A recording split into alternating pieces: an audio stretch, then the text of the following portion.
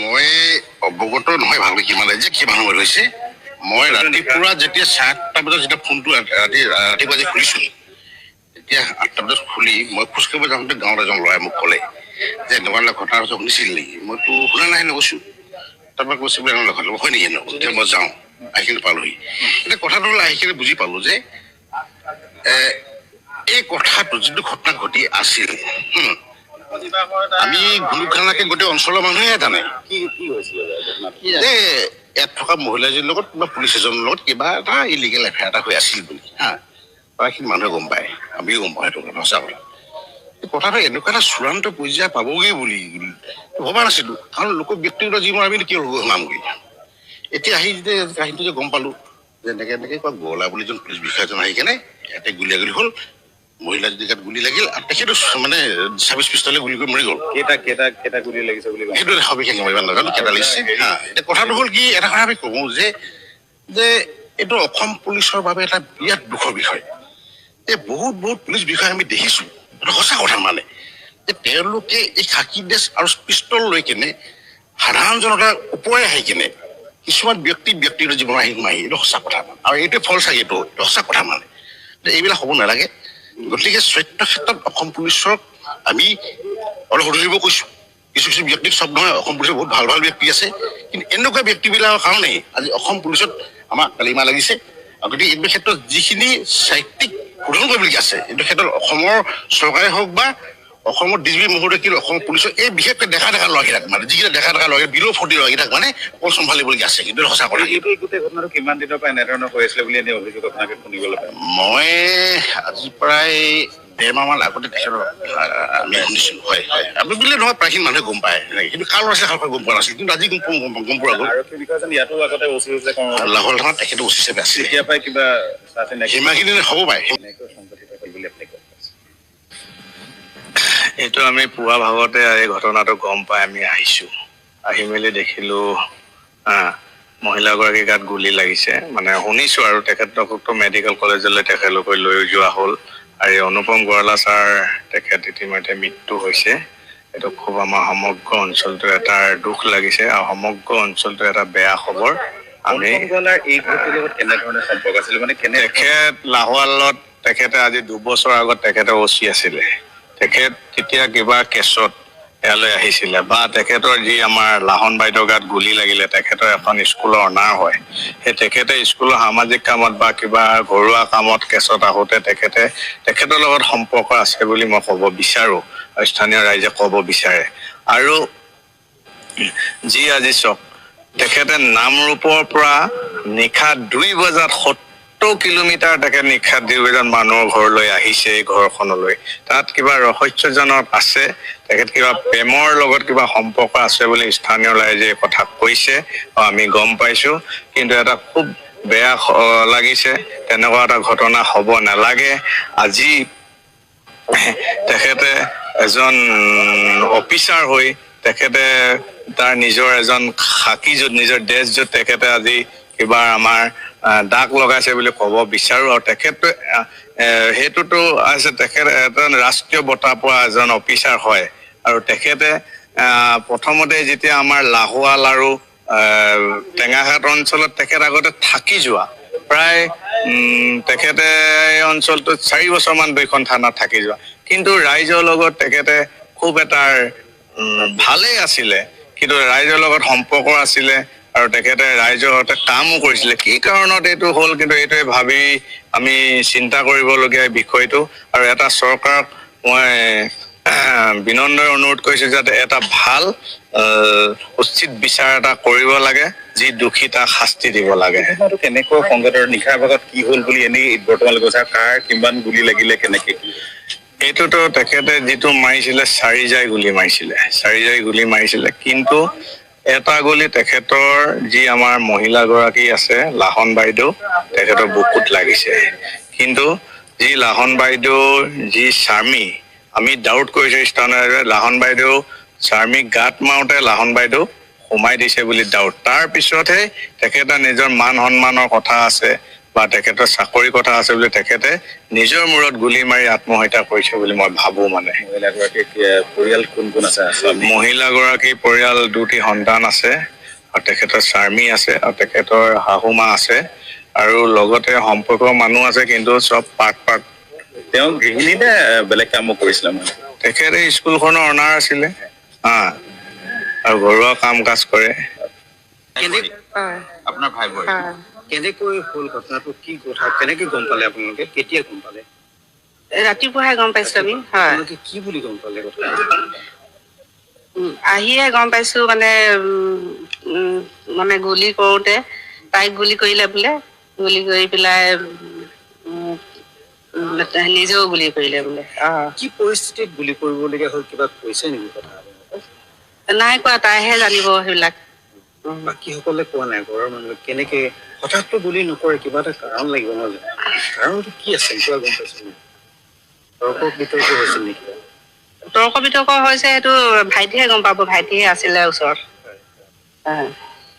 আপোনাৰ ভাইটি থকা অৱস্থাত হৈছে? হয় হয় হয়। আৰু যিজন আৰক্ষী মৰিলে কালি, তেখেত পৰিয়ালটোৰ লগত আগৰ চা চিনাকি আছিল? পৰিয়ালৰ লগত চা চিনাকি মই নাজানো নহয়, আছে নে নাই এইবিলাক কথা। নিশা কিয় আহিছিল কিবা গম পাইছে নেকি? কিবা কেছৰ সংখ্যাটোত আহিছিল? নাই নাই, সেইবোৰ একো কেছ নাই। এইবিলাক কেছ আৰু মানে হেৰি হ'ল, চেটেল হ'ল স্কুলৰ কিবা স্কুলৰ। সেইবিলাক চেটেল হ'ল। কিয় আহিছিল কালি গম নাপায়? নেপাওঁ।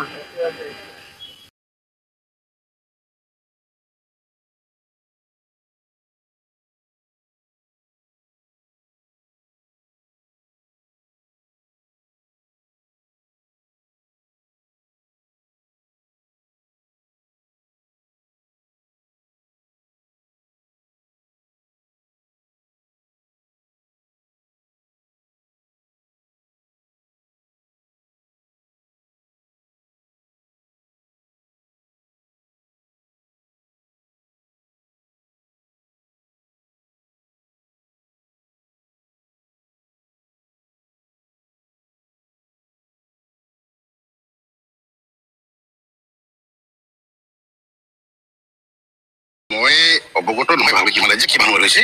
মই ৰাতিপুৱা যেতিয়া 7টা বজাত যেতিয়া ফোনটো ৰাতিপুৱা যে খুলিছোঁ, তেতিয়া 8টা বজাত খুলি মই খোজকাঢ়িব যাওঁতে গাঁৱৰ এজন ল'ৰাই মোক ক'লে যে এনেকুৱা কথা শুনিছিল নেকি? মইতো শুনা নাই কৈছোঁ। তাৰপৰা কৈছে বোলে হয় নেকি? তেতিয়া মই যাওঁ, আহিখিনি পালোহি। এতিয়া কথাটো আহিখিনি বুজি পালোঁ যে এই কথাটো যিটো ঘটনা ঘটি আছিল, আমি গুলখানাকে গোটেই অঞ্চলৰ মানুহে জানে যে ইয়াত থকা মহিলাজনীৰ লগত বা পুলিচ এজনৰ লগত কিবা এটা ইলিগেল এফেয়াৰ এটা হৈ আছিল বুলি। প্ৰায়খিনি মানুহে গম পায়, আমিও গম পাওঁ সেইটো সঁচা কথা।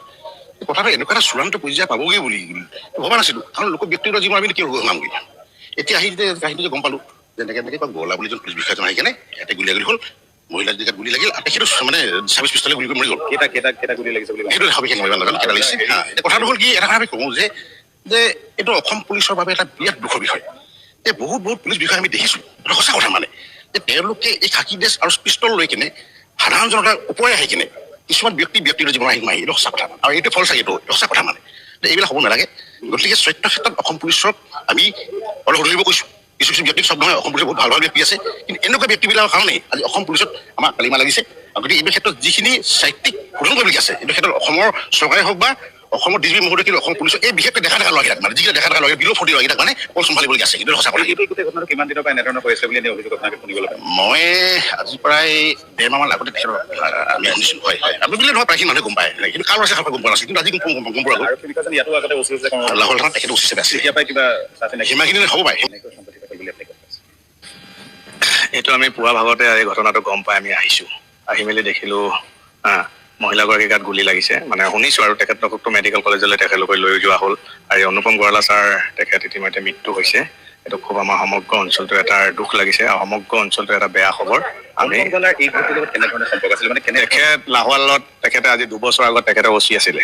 তেখেত তেতিয়া কিবা কেছত ইয়ালৈ আহিছিলে, বা তেখেতৰ যি আমাৰ লাহন বাইদেউৰ গাত গুলি লাগিলে, তেখেতৰ এখন স্কুলৰ অনাৰ হয়। সেই তেখেতে স্কুলৰ সামাজিক কামত বা কিবা ঘৰুৱা কামত কেছত আহোঁতে তেখেতৰ লগত সম্পৰ্ক আছে বুলি মই ক'ব বিচাৰোঁ, স্থানীয় ৰাইজে ক'ব বিচাৰে।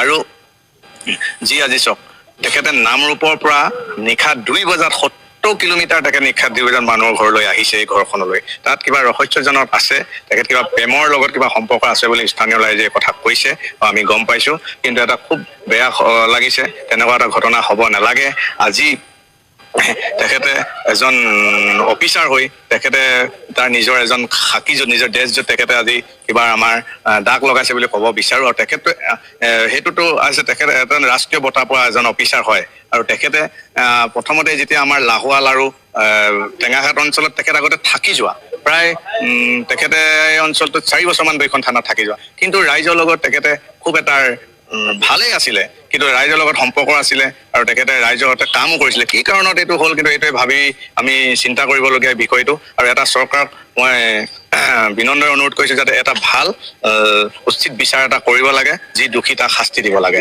কেনেকৈ সংঘাতৰ নিশাৰ ভাগত কি হ'ল বুলি এনেই বৰ্তমান কৈছা কাৰ কিমান গুলি লাগিলে কেনেকে এইটোতো তেখেতে যিটো মাৰিছিলে 4 জাই গুলি মাৰিছিলে কিন্তু এটা গুলি তেখেতৰ যি আমাৰ মহিলাগৰাকী আছে লাহন বাইদেউ তেখেতৰ বুকুত লাগিছে কিন্তু যি লাহন বাইদেউ যি স্বামী আমি ডাউট কৰিছো স্থানীয় লাহন বাইদেউ স্বামী গাত মাৰোতে লাহন বাইদেউ সোমাই দিছে বুলি ডাউট তাৰ পিছতহে তেখেতে নিজৰ মান সন্মানৰ কথা আছে বা তেখেতৰ চাকৰি কথা আছে বুলি তেখেতে নিজৰ মূৰত গুলি মাৰি আত্মহত্যা কৰিছে বুলি মই ভাবো মানে পৰিয়াল কোন কোন আছে মহিলাগৰাকী পৰিয়াল 2টি সন্তান আছে আৰু তেখেতৰ স্বামী আছে আৰু তেখেতৰ শাহুমা আছে আৰু লগতে সম্পৰ্ক মানুহ আছে কিন্তু চব পাৰ্ট তেওঁ গৃহিণী নে বেলেগ কামো কৰিছিলে মানে তেখেতে স্কুলখনৰ অনাৰ আছিলে আৰু ঘৰুৱা কাম কাজ কৰে আপোনাৰ ভাই কেনেকৈ হ'ল ঘটনাটো কি কথা কেনেকৈ গম পালে আপোনালোকে কেতিয়া গম পালে ৰাতিপুৱাহে গম পাইছো আমি হয় কি বুলি গম পালে কথা আহিয়ে গম পাইছো মানে মানে গুলি কৰোঁতে তাইক গুলি কৰিলে বোলে গুলি কৰি পেলাই